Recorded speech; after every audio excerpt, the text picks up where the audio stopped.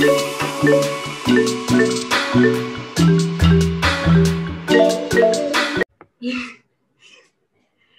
teman-teman, kembali lagi bersama Malam Minggu Belajar bersama kita. Iya.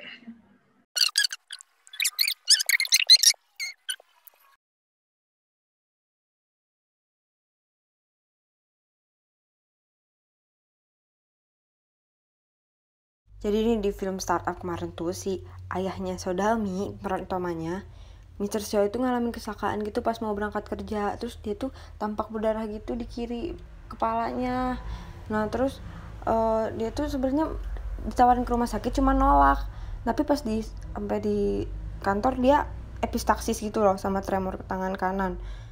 Tapi masih bisa presentasi. Nah tapi pas pulang kerja, pas dia lagi di bus, dia tuh mulai tuh jatuh ke tempat duduk dan kacau banget geraknya, terus tremor, ngantuk, dan juga ngomongnya agak ngaco gitu. Nah penumpang bus lainnya tuh ngiranya dia tuh ini mabuk dan dia meninggal.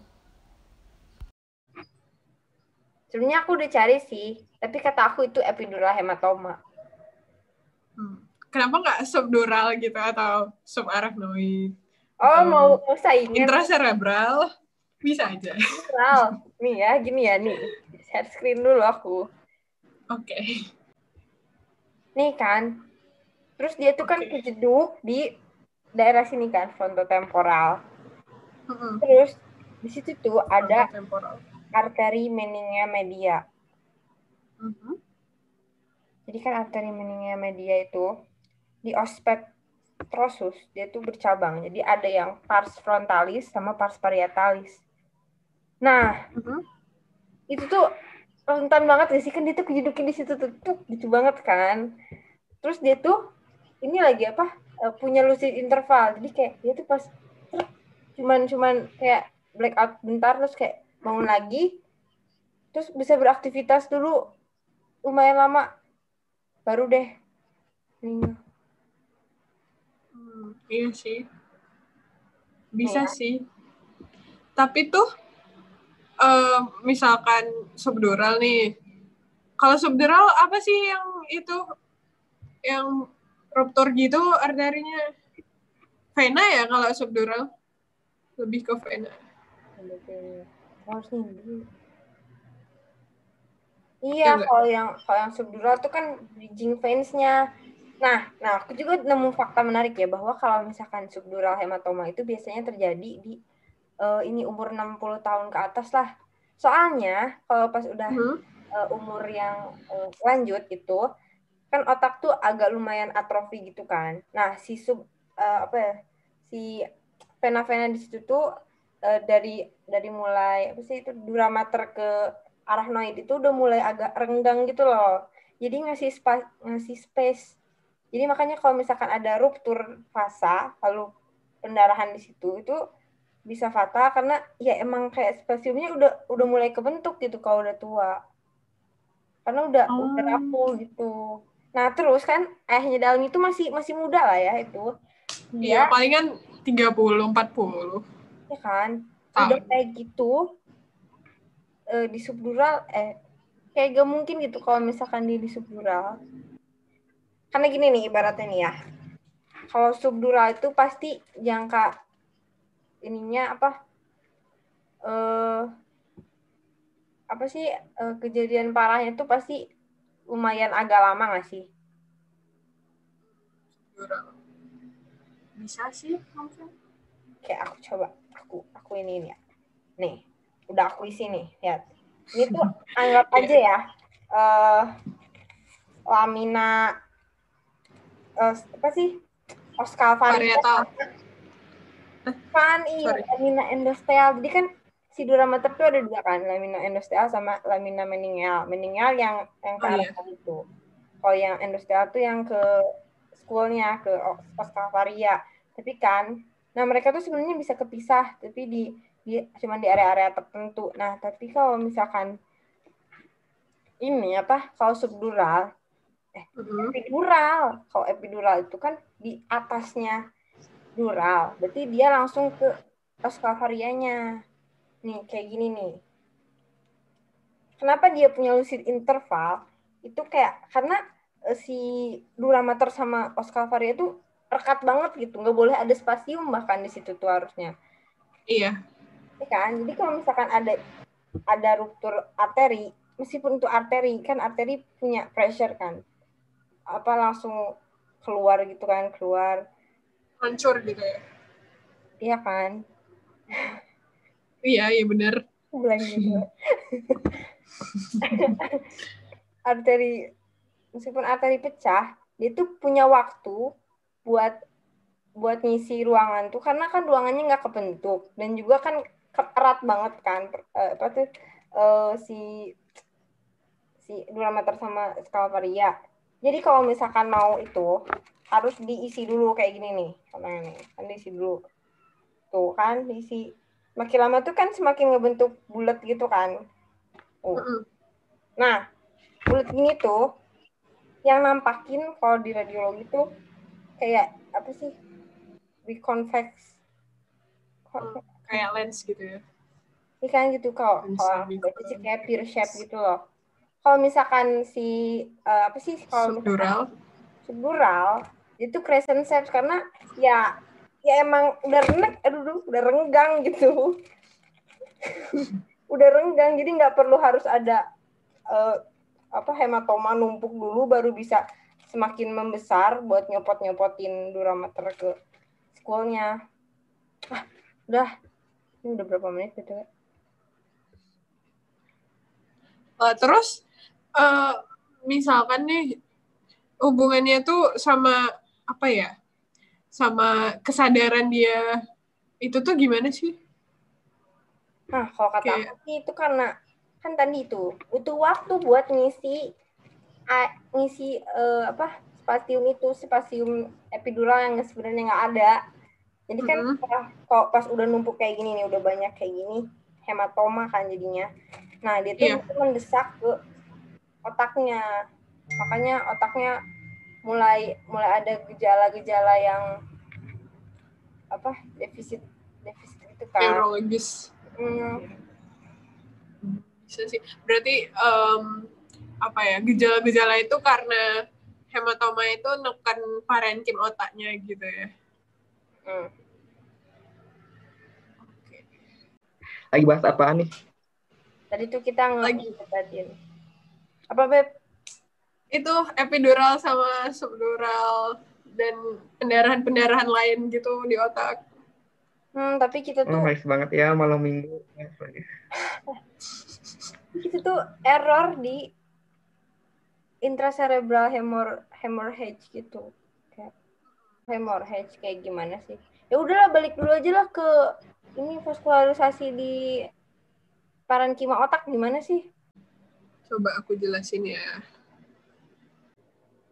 Jadi sumber vaskularisasi otak itu awalnya dari ini arteri vertebralis.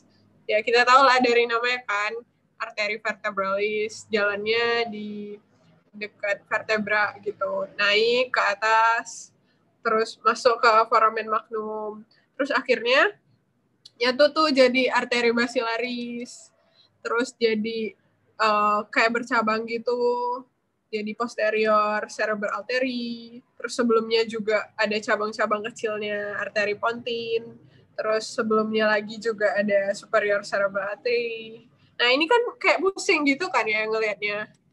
Ya pusing banget. Nah ini tuh ada cara gampangnya. Kalau aku tuh awalnya bikin kayak bulat gini dulu nih. Kayak sih kan. Oh ya tadi si arteri basilaris ini selanjutnya tuh kan kayak membentuk lingkaran gitu kan. Nah, kita tahu lingkaran itu tuh namanya circulus Willisi atau circle of Willis. Nah, gimana sih cara gampang nginget-nginget arteri-arterinya di circle of Willis itu? Nah, gampangnya itu aku ingatnya awalnya bikin dulu nih bulat kayak gini. Nah, setelah itu kita bikin kan bulat circle of Willis tadi kan konteksnya. Circle bulat.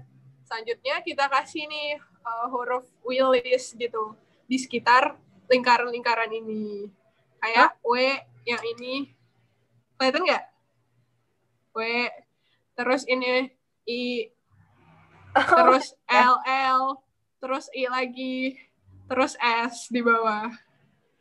Nah, itu Willis. Jadi ada lingkaran dan ada Willis. Nah, kalau kita lihat, si yang W ini, itu adalah cabang si superior cerebral artery. Salah, sorry. W itu posterior. Apa sih? Posterior cerebral artery. Oh, arteri Ya kan? cerebral. Bener nggak? Ini arteri cerebralis posterior, sorry. Terus yang I2 ini apa? Nah, ini tuh sebenarnya cabang. Kalau I yang keluar, itu kan kayak arteri cerebralis media kan ya. Nah, I yang dari dalam ini, itu kan arteri karotid tuh dari bawah. Terus nanti dia lanjut ke arteri cerebralis media kan. Nah, jadi gitu nih, yang itu cerebralis media atau MCA yang kita taunya gitu kan, middle cerebral artery. Nah, terus yang LL ini apa sih gitu? Nah, itu tuh arteri cerebralis anterior gitu. Yang bakal memvaskularisasi bagian medial dan juga superior kan dari otak. Nah, terus di sini kan kayak ada penghubungnya gitu kan. Nah, itu kan kita tahu tuh arteri communicating anterior. Jadi kayak semacam menghubungkan arteri dua arteri cerebralis anterior tadi gitu. Kan kayak kebayang nggak sih kalau kita gambar kayak gini, anterior, terus middle cerebral artery, terus posterior cerebral artery. Terus S-nya apa sih? S-nya yang di belakang posterior cerebral artery tadi. Ada siapa? Superior cerebellar artery. Iya, cerebellar. Oh, berarti jadi bukan cerebral, cerebellar. Karena kan cerebellum dulu kan yang disuplai, baru cerebrum gitu. Gampang nggak sih kalau kita lihat lagi nih, kita satuin sama yang gambar aslinya, kan mirip banget nih.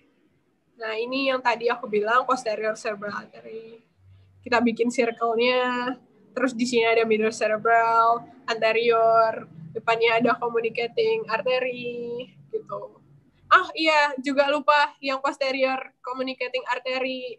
Itu kayak yang bentuk buletannya ke belakang gitu. Ya udah, sekarang kita bahas ke skenario kita. Bukain dong skenario kita. Ayo. Pik, coba. Miring. Jadi skenario-nya nih ada Mr. Adudu nih. Usianya tuh 53 tahun. Dia tuh dibawa ke rumah sakit karena penurunan kesadaran. Nah, berdasarkan anamnesis yang dilakukan terhadap keluarganya, sejak 6 jam yang lalu tuh dia berbincang-bincang bersama keluarganya gitu. Terus dia mulai kehilangan kesadaran. Dia tuh cenderung memejamkan mata, tapi masih bisa kayak membuka matanya saat ditanya-tanya begitu. Terus dia setelah itu tampak gelisah dan slurred speech. Nah, tapi sebelum kehilangan kesadaran, dia juga ngeluh pusing dan muntah-muntah, tapi nggak ada kejang. Nah, ekstremitas kanannya itu tidak bisa digerakkan, dan Mr. Adudu juga punya riwayat hipertensi sejak 10 tahun yang lalu. Gitu. Hematoma. Tapi Kiri. aneh nggak sih? Tadi kan dia nggak bisa digerakinnya yang kanan, tapi yang lesi juga talamus kiri. Kenapa kiri ya? Aku tahu deh, aku sempat belajar gitu kan. Coba aku liatin. Sempat belajar gitu kan. Ini mungkin bisa ngejelasin kenapa lesinya di kiri, tapi yang ke pengaruhnya kan. Jadi motor apa sih fungsi motorik kita itu kan salah satu yang adalah tractus corticospinal intinya kortiko kan dari korteks nih, kita bisa lihat dari korteks dia akan menuju ke spinal atau ya medula spinalis gitu. Nah, si kortikospinal ini dia itu akan melalui jalur salah satu jalurnya kita bisa lihat di melewati posterior limb dari internal kapsul. Nah, sedangkan posisi talamus itu bisa kita lihat ada di medialnya kan. Nah, jadi intinya kan di pasien itu dia ada hematoma di sebelah talamus, di talamus sebelah kiri. Jadi talamus yang sebelah kiri karena ada hematoma itu bisa mengganggu proses penjaluran si kortikospinalnya ini kayak gitu. Nah, pertanyaannya kenapa sih dia bisa kontralateral si manifestasinya seperti itu. Nah, kita bisa lihat jalurnya itu dia itu pada saat sampai di medula dia itu akan terjadi decussation atau apa istilahnya perpindahan ya persilangan itu seperti itu. Nah, jadi karena ada persilangan di medula akibatnya motor functionnya itu jadinya bersilang manifestasinya. Jadi ketika gangguannya di sebelah kiri, yang terganggunya malah yang sebelah kanan karena ada proses deposesi di medula seperti itu. Jadinya kayak kontralateral manifestasinya. Kayak gitu sih teman-teman. Oh gitu ya. Iya. Kalau dari aku gitu sih, paham aku.